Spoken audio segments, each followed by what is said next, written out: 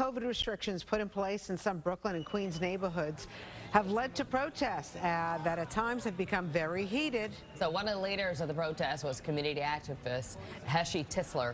He was arrested Sunday, and last night he was released from police custody. And Heshi is joining us this morning. Good to have you with us. 1 night in jail, charged with inciting a riot and unlawful imprisonment. What happened, Heshi? Well, good morning, guys. Listen, the police were there. The police invited us. They saw that there was no riot. They were there watching at all times. There was no incitement. There was no nothing. I really can't talk about it because I don't want to get in any more trouble, I was told. But I'm telling you now, I do not condone violence. I do respect my police officers. I do listen to their advice. I will always be behind them. I always help them. And I want you to know, they're my people. Okay, but we saw what happened there. You galvanized people. You whipped people up. We saw the confrontation, the attack on Jacob Kornblue. His address was even given out. He was called a snitch. How can you not say that you had nothing to do with the frenzy that erupted? First of all, the Twitter account that the governor quoted and that was posted is not my account. I have one Twitter account called Just Enough Heshi. People have copied the account and have posted. I'm telling people it's not my account, and please don't listen to it. I do not condone violence. Do not go after anybody. Do not go to anybody's homes. It's private. Do not do it. I have a personal issue with somebody. It's nobody's problem. You're right. I might have made a mistake. I had a personal issue with something else that had nothing to do with it, that he woke me up in the middle of the night and I had a problem. I showed it to the news reporters. There was a personal thing between me and him. If I did incite, people followed me. I apologize. It was not my protest. It was a dancing event that people came for the holiday.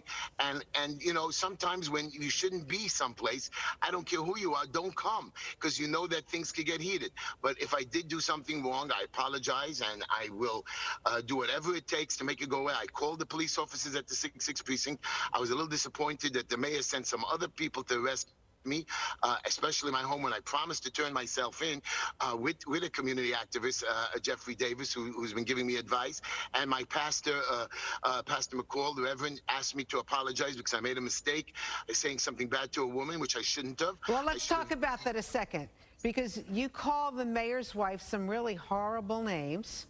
One name, but yes, I did make a mistake. Okay, and not a racial term. Get it out of your head.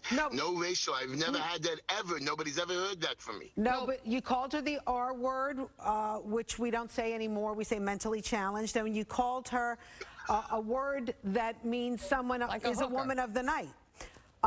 Do you think that had anything to do with why you got arrested, not on your terms?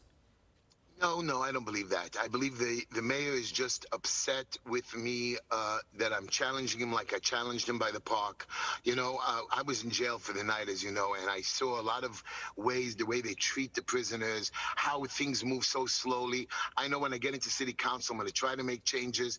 I have people that come home from jail that live by me for a few months that my beautiful wife lets me take in, trying to help people get back into life. I want to do it on a bigger scale. Let me ask you something, Mr. Tisler.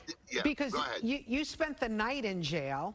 Were there any other protesters there? I mean, usually the protesters are given a desk ticket and sent home, but you actually spent the night. I spent the night. They really gave me a hard time, keeping me in handcuffs for 4 hours, you know, moving me from room to room every 2 hours. Yes, they lost my paperwork a couple times. I could have been out earlier, but it wasn't the police, I guess. It was even, they sent a different unit to come get me, even though a deal was made that I should turn myself in. I'm disappointed that politics was involved here, and again, the issues are being blocked of my young children that I need to take off the streets, postpartum depression, money for my ladies that need help. These are the issues that I will go into city council to fight, not foolish political issues. It wasn't your Twitter account that says Bill de Blasio personally interfered with the justice system, called NYPD, and demanded an arrest even without legal authority. This is called a political arrest. That wasn't yours?